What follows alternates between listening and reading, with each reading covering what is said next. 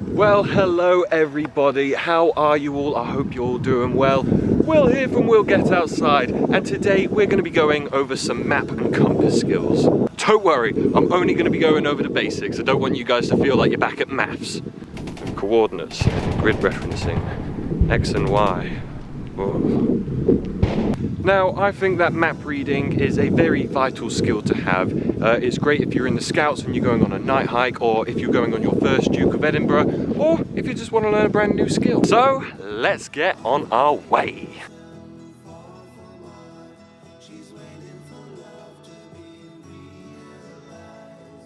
When we open our map, we notice a set of grids. Now this is a 1 to 25 scale map, which means for every 1 centimetre on this map actually equates to 250 metres on the real surface.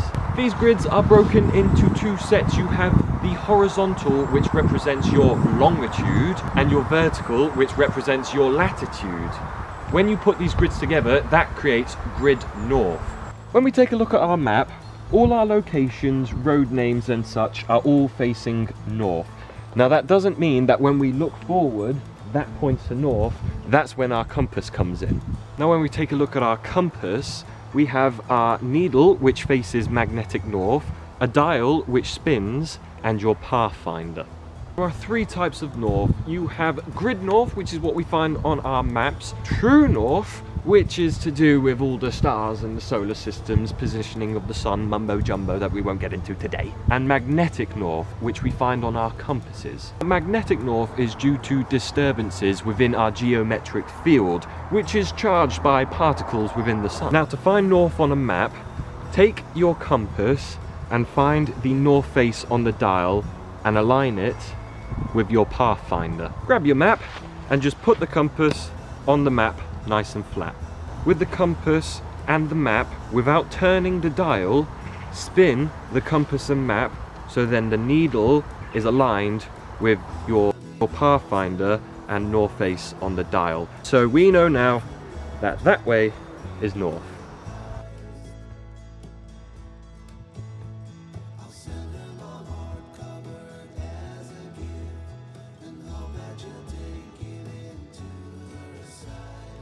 I'm in a field full of sheep and I couldn't be happier.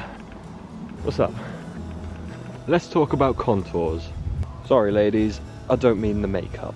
Since maps can't show us a 3D layout of the map, we use contour lines to mark out how steep or steady a hill line can be. Around every 10 meters, the contour line will change depending on how high or low the actual hill line gets. A concave hill will have closer contour lines to the peak of the summit. This shows that it's a steep gradient, whereas a convex hill, the peak will have less and further spaced contour lines to show that it is a rounder peak. Here we are on top of this hill. We've got some buildings just down there, so if we take a look at the map, we can see that building site there, and we are at the top of this convex hill, which means we are somewhere around here.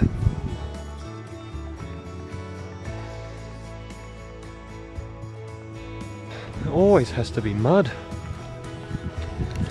One vital element of map reading skills is to look out for key features. This could be a church, a main road, a campsite, a patch of woodland, a building estate. What will help you with your map reading skills is knowing what position you need to be in of those key elements. If we take a look at our map, we know that where we're going is towards this building site. Further on from there is a patch of woodland, but just to be sure, there is a main road before that and a caravan site to the right. If we look up, we can hear the main road, and if we look to the right, there, through the trees, is the caravan site. Quick fact, due to our positioning of the Earth on its axes, Britain will always have a south-facing sun, which means when it comes to property, go for a south-facing garden.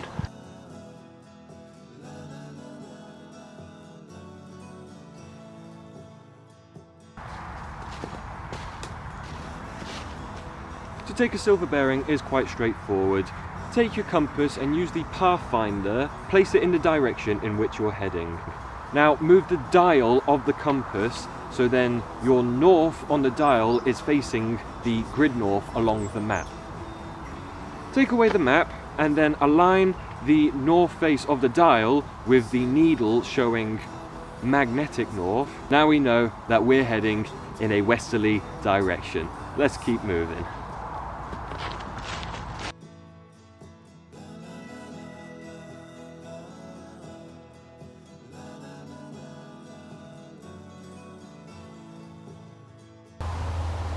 As we can see, there's a brook to the left of us, so we know we're going in the right direction. And there you go. Now you guys know a few facts about map reading. If you enjoyed the video, give us a thumbs up as it would always be much appreciated. And if you haven't already, subscribe to Get Outside.